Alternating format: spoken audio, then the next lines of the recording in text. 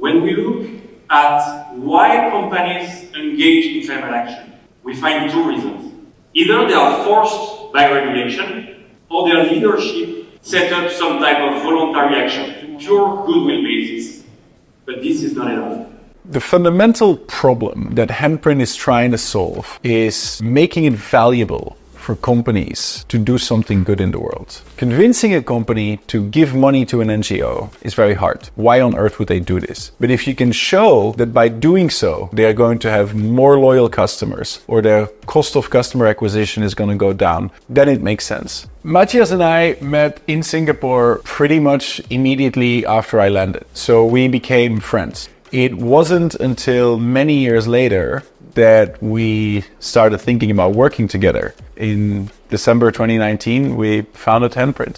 It's impossible to convince someone with rational arguments that they should care about something. Caring for something or about something is an emotional thing. The reality, I think, is that we're never going to convince 100% of the people. You need to have a very small vocal minority, probably less than 10%, that really make decisions that can change the world.